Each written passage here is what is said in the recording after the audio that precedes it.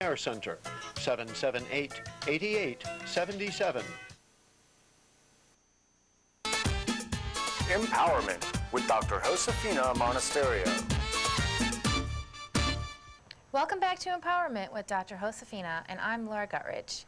Now we'd like to take a few moments to thank some of our sponsors. First off, we'd like to thank Valerie and Angela from Salon V for providing us with our fantastic hairstyles. Thank you very much. By the way, Angela did an awesome job on your hair. Thank you. I love the retro look she gave me. It reminds me of the 60s. Yeah, and that dress. Yes. That outfit. That purple. reminds me like King No Back. Remember King No Back with that? Oh my God, I'm dating myself. I was very, very tiny, small, little, She young. barely remembers it. Exactly, but it looks beautiful. Thank you, and so do you. And can't forget Jasmine's Boutique Yes. for providing Josefina with some of her lovely outfits and jewelry that you'll see her wearing. They are located on Ocean Drive.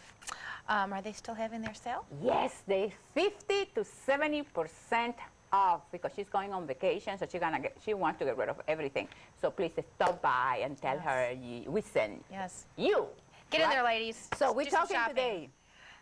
Living your life on purpose. Are you living your life on purpose, or are you dragging yourself? Well, at least I know I'm not dragging myself anywhere. I'm always so busy, and I feel like I'm very spunky. I'm not dragging myself. But, you know, I think it is very common with people dragging themselves because they get in a rut. And then, you know, and they get to the point where they're wishing their life away. You know, they get to work and all they do is look at the watch and they hope for the time to pass by. That's terrible to wish your life away. We only have so many days to live our lives. We should savor every moment of every day. Exactly. And you know, get up with a positive attitude. And so sometimes people, oh, I gotta go to work. I have to drag myself to work. Oh, God, another day. Instead of saying, good morning, God. What a beautiful day. Another beautiful day, you know. And, you know, well, is it common that usually people get in that slump and feel that way in their midlife? Yes. Yes. Well, you know, well, we got an email about that, right? Yes, absolutely. We got an email. I think that was from Ted. Yes, Ted and Sebastian. Exactly. He sends his email and says, I have successfully reached midlife. Is that all there is? No, there is not. That's not all there is. Because see, Ted, what happened that every 10 years, you will be making a evaluation. You're going to reassess your life. It's a natural thing from in personal development and adult development that every 10 years we want to evaluate, see what am I doing now, what do I need to change, or I want to remain the same. So people, adults, need to understand that you're going to go through that transition, you know, like when you're in your 20s, 30s, 40s, 50s, and 60s.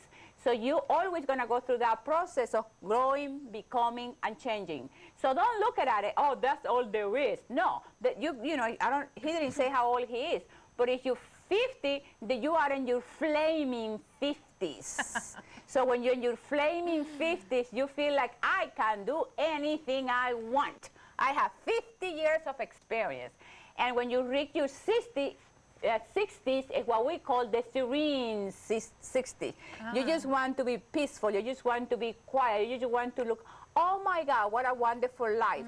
At that age, or like you become a sage, you know, you can advise people. You have a sense of serenity about your being. But to reach that stage, then you have to be constantly growing, becoming, and changing, and accepting changes that come in our life. Because, you know, you're going to have life changes like people that you love dying, losing a job, losing a divorce, you know, things are going to happen. Life is going to happen. Well, in the lesson, you talk about in midlife, I guess, you get to a point of your life where if you want to live your life to its fullest, you have to be who you are. And I think that's important because a lot of times, you know, up into midlife, we're relatively young still at that point, and we are trying to figure out, you know, who we really are, and a lot of times we're trying to just please somebody else or live our life in a certain way to, you know, for reasons that are not beneficial. Exactly. So you have to, midlife, it's time to decide, you know, how you want to live your life and who you are. Exactly, and you made a great point because you're absolutely right. Like in your 20s, when you're in your 20s, is what we call in personal development, you're trying 20s. That's when you try everything, when you're in your 20s. Then when you reach 30, then it's what we call the turbulence. 30s, because that's when you're trying to figure out your career, your profession, to get married, not to get married, to have children. And then when you reach 40, it's what they call the flourishing 40s. And people who are turn 40, they feel that sense of freedom. I know for me, when I turned 40, I said, now I can do anything I want. I have 40 years of experience. I can look back and live my next 40 years the way I want it. And of course, when you reach 50, it's the flaming 50, you just don't care. It's time to have fun when you reach that age. You really, I mean, The heck with it all. And you out there that been through that development, you know, you reach 20, 30, 40, 50, 60, 70, 80, you feel that. You feel like, wow, now I can do anything I want. It's really revolutionary. It's really you giving yourself the freedom. And what you said about, you know, of course, in the early years, early ages, then what happened, we try to please other people. The problem with that is you lose yourself. Because you know, you can never, ever meet somebody else's expectations about you. Right. You know, it's very difficult to live up to somebody else's expectation because they're going to keep raising the bar. Right, raising Raising the bar. the bar. And then you're never going to jump that bar because it's going to keep always going up and up and up. I see. Well, you know, it's good advice, and you It's know, fabulous. And even if you can, you know, discover that before midlife, I mean, being who you are is really the way to go. You know, and also you talked about the crisis and divorce, and you know, other crises in life, and in the lesson that when I was going through it, you had mentioned that in that point you have to stop and sometimes reassess your priorities and your values. And sometimes it takes a crisis in our life for that to happen. So that's a way, again, of, you know, making a bad situation and turning it around to benefit you. Exactly, exactly. But, you know, so all the time, you know, that it seems so horrible, sometimes maybe it's for the best. It is. You know what? That is so true.